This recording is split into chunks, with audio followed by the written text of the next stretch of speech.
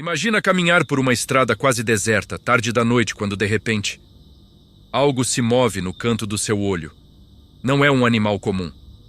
Não é humano. É algo no meio termo. Algo que não deveria existir. E o mais inquietante é que, quando você tenta convencer a si mesmo de que foi apenas imaginação, aquela sensação gelada correndo pela nuca te diz o contrário. A mente tenta negar, mas o corpo sabe quando está diante de algo errado. E sabe o que é mais perturbador? 3 pessoas, em lugares, anos e contextos completamente diferentes, juram ter visto exatamente esse tipo de criatura. Pessoas que não se conhecem, que não têm nada em comum além de um detalhe. Todas elas foram marcadas por encontros que mudaram a forma como enxergam a noite, a mata e até sua própria segurança. E quando você junta os relatos, percebe que existe um padrão que é impossível ignorar. Hoje, você vai ouvir essas histórias. Relatos que não foram feitos para assustar, mas para avisar.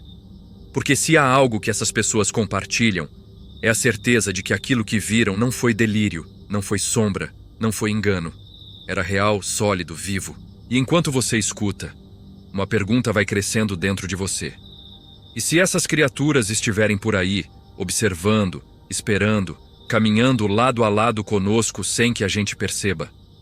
Se você continuar aqui, vai conhecer histórias reais de encontros com criaturas lendárias. Figuras que rondam florestas, vilas isoladas e até fazendas aparentemente tranquilas. Cada relato traz um pedaço de um quebra-cabeça que parece antigo demais para ser apenas lenda. E quando chegar ao final, talvez você nunca mais olhe para a escuridão da mesma forma. Relato 1. O lobisomem da Estrada Velha. O primeiro relato vem de um caminhoneiro veterano chamado Arnaldo. 40 e poucos anos, mais de 2 décadas dirigindo pela madrugada. Um cara cético, daqueles que ri de história de terror. Até viver uma. Ele sempre dizia que estrada assusta mais pelo silêncio do que pelo perigo. Mas naquela noite, ele descobriu que existe um tipo de silêncio que não é natural. Um silêncio que parece observar. Era uma noite abafada de verão. Arnaldo seguia pela estrada velha que liga 2 cidades do interior de Minas. Ele conhecia cada buraco e curva daquele trecho, mas naquele dia algo estava diferente. O ar parecia mais pesado, quase parado. Nem grilos, nem vento. Apenas o ronco do caminhão, que ecoava como se estivesse preso dentro de um túnel invisível. E Arnaldo sentia, sem saber explicar, que havia algo acompanhando sua rota. Por volta das 2 da manhã, ele viu algo no acostamento. Pensou que fosse um cachorro grande, talvez um boi desgarrado. Mas, quando se aproximou, percebeu que aquele algo estava parado, de pé, e olhando diretamente para os faróis. O corpo de Arnaldo travou por instinto, como se a visão estivesse tentando alertá-lo de um perigo antigo, primitivo. Ele diminuiu a velocidade sem perceber, hipnotizado pelo que via. Arnaldo conta que por um segundo achou estar vendo um homem enorme, com as costas curvadas. Mas então veio a parte impossível. A criatura tinha pelo escuro, denso, e o brilho dos olhos era amarelo, como o de um predador. As mãos, ou patas, eram longas demais. Os ombros subiam e desciam devagar, como se respirasse com calma, completamente à vontade. Não parecia surpresa, nem assustada. Parecia curiosa. A criatura deu 2 passos lentos, quase calculados, e então sumiu na escuridão da mata num único salto. Não um pulo normal. Arnaldo descreve como um salto que nenhum ser humano conseguiria. Ele sentiu o estômago revirar ao vê-la desaparecer como se fosse parte da própria escuridão. Não houve barulho de galhos quebrando, nada. Como se a floresta abrisse espaço para ela passar. Ele freou o caminhão alguns metros à frente, o coração batendo na garganta. Pensou em dar meia volta, mas ficou paralisado. Só conseguia ouvir o som dos próprios batimentos, altos demais, rápidos demais.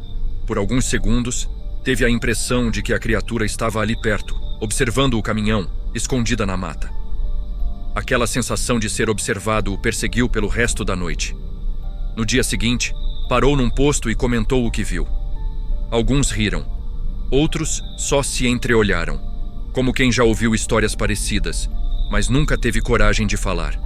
Um frentista mais velho disse em voz baixa que aquele trecho sempre foi de movimento estranho, principalmente em noites de lua cheia.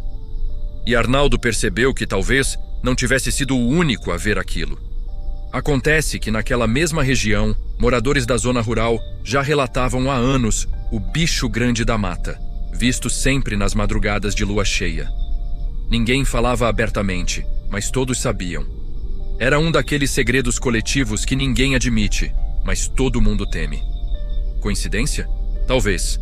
Mas Arnaldo nunca mais pegou aquele trecho de estrada durante a noite. Até hoje, quando fala do assunto, a voz treme levemente, e ele não tenta esconder. Relato 2. A criatura da fazenda do norte. O segundo relato é de uma família inteira, pai, mãe e 2 filhos, que morava numa fazenda afastada no interior do Ceará. Eles lidaram com algo que até hoje preferem chamar apenas de o bicho, porque nomear parece dar mais poder à criatura.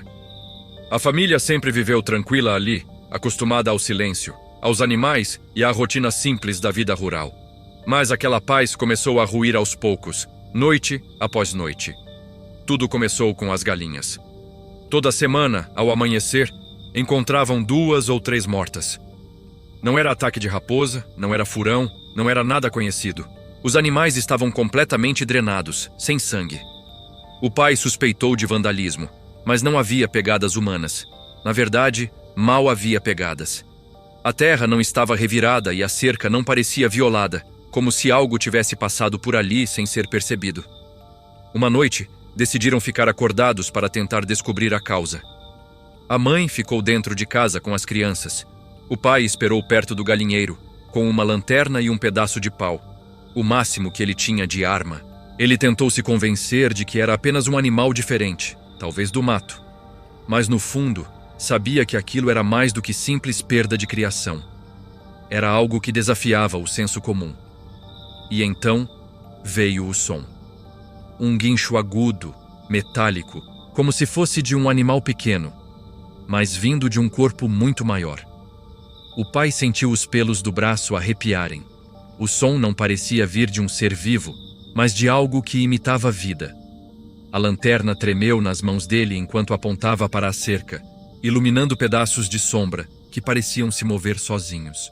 Foi ali que viu uma criatura baixa, magra, com espinha arqueada e pele acinzentada. Não tinha pelos. Os olhos eram grandes e vermelhos, refletindo a luz como 2 pontos ardentes. A boca, aberta demais, com dentes que não pareciam de um predador comum, mas de algo adaptado para rasgar e sugar. O pai descreveu aquilo como um vazio com dentes, algo que parecia não pertencer àquele ambiente.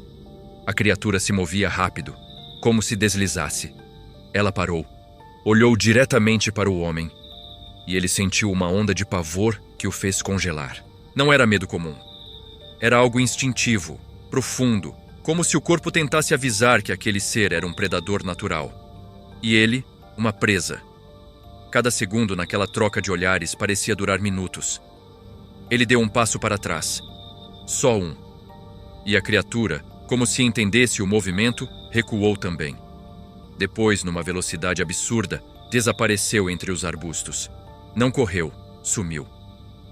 O pai ficou ali parado, respirando rápido, tentando entender se aquilo realmente havia acontecido. Quando entrou em casa, a esposa soube que algo grave tinha acontecido só de olhar para o rosto dele. Na manhã seguinte, mais 3 galinhas estavam mortas. E, pela primeira vez, a família reconheceu aquilo em voz alta. Parece o tal do chupa-cabra. Mas quando disseram isso, perceberam que a palavra não trazia clareza, trazia medo. Era como se admitir o nome tornasse tudo mais real. Dias depois, resolveram se mudar. Nem venderam a fazenda de imediato. Apenas foram embora. O pai disse que aquilo não era medo comum, era instinto de sobrevivência. Era como se a fazenda tivesse deixado de ser um lar e se tornado território de outra coisa. Algo que não aceitava visitantes. Até hoje, segundo relatos da região, animais continuam aparecendo mortos. Sempre do mesmo jeito. Sempre sem explicação. E ninguém mais ousa vigiar o galinheiro de madrugada. Relato 3. O Ser da Serra Fria. O terceiro relato aconteceu na Serra Catarinense, numa área de trilha famosa entre aventureiros. O protagonista é Luiz, um jovem experiente em acampamentos que costumava passar noites inteiras explorando a mata. Um cara corajoso, ou pelo menos era. Luiz cresceu ouvindo histórias de matas assombradas, mas nunca deu importância. Para ele, eram apenas lendas contadas ao redor da fogueira. Luiz e um amigo planejavam uma trilha de 2 dias. O início foi normal. Risadas, mochila pesada, paisagens lindas. A trilha subia de forma constante, cortando árvores altas e abrindo janelas naturais com vistas impressionantes. Mas quando a noite chegou, o clima mudou. A temperatura caiu de repente. O vento ficou mais silencioso, quase como se estivesse segurando a respiração. Algo na atmosfera parecia tenso, como se a floresta esperasse por algo. Eles montaram a barraca. O amigo dormiu rápido, mas Luiz não conseguia pegar no sono. Ele ouvia passos, pesados, lentos. Não eram galhos quebrando por acaso, era alguém ou algo caminhando. A cada passo, a sensação de perigo aumentava. Era como se o ritmo dos passos carregasse intenção. Ele abriu o zíper da barraca, só o suficiente para enxergar a clareira iluminada pela lua. Foi aí que viu uma figura alta, muito alta, quase 2,5 metros. Magra demais, com braços longos como galhos de árvore. A pele parecia um couro pálido, quase transparente. A luz da lua deixava ver veias finas sob a pele, como raízes vivas. Mas o mais perturbador era o rosto, ou a falta dele. A criatura tinha algo que se assemelhava a olhos fundos, mas onde deveriam estar o nariz e a boca, havia apenas um vazio escuro, como um buraco sem fim. E ela estava parada, olhando diretamente para a barraca, ou para ele.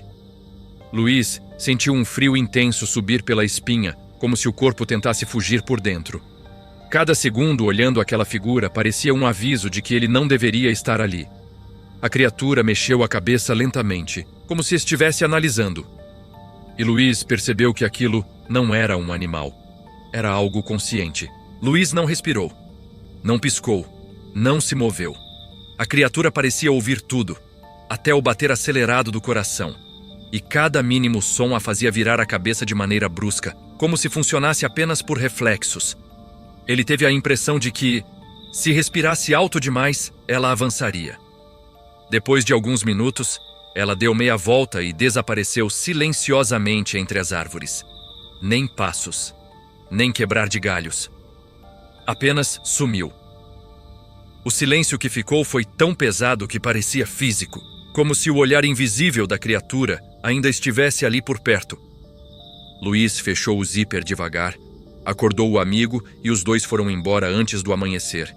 Ele quase tropeçou várias vezes no caminho, tremendo, repetindo que aquilo não era gente. E ele jura, jamais volta para aquela serra. Até hoje, só de contar a história, ele fica pálido. Curiosamente, outros trilheiros começaram a relatar avistamentos parecidos. Alguns chamam de humanoide da serra. Outros dizem ser um espírito ancestral da mata. Mas ninguém sabe ao certo. A única certeza é que todos que o viram carregam a mesma expressão ao lembrar. A expressão de quem não quer voltar para aquele lugar. 3 pessoas diferentes. 3 encontros em lugares distantes. E 3 criaturas que desafiam qualquer explicação fácil. Lobisomem, chupa-cabra, humanoide da serra. Nomes que parecem saídos do folclore, mas que ganham um peso completamente diferente quando alguém encara isso de perto. E quando você observa os detalhes, percebe que os relatos carregam algo que vai além do terror. Carregam um tipo de verdade que parece antiga, desconfortável, quase proibida. Você acredita nos relatos? Ou acha que existe outra explicação para tudo isso? Talvez ilusões, medo, coincidências? Ou talvez exista um mundo inteiro que a gente prefere não enxergar. Às vezes, o mais assustador não é a criatura, mas a possibilidade de que ela sempre esteve ali e que a gente só não reparou antes. Se quiser mais histórias como essas, já deixa o like aí. Isso ajuda demais e mostra que você quer mais conteúdos assustadores como este. Se ainda não é inscrito, aproveita e se junta à comunidade. Aqui a gente explora o mistério sem medo, mas com respeito pelo que não entendemos. E olha, se você curte mistérios reais, tem outro vídeo aqui do lado que vai te prender do começo ao fim. Obrigado por ficar comigo até aqui. Até a próxima. E cuidado ao caminhar no escuro. Algumas histórias começam exatamente assim.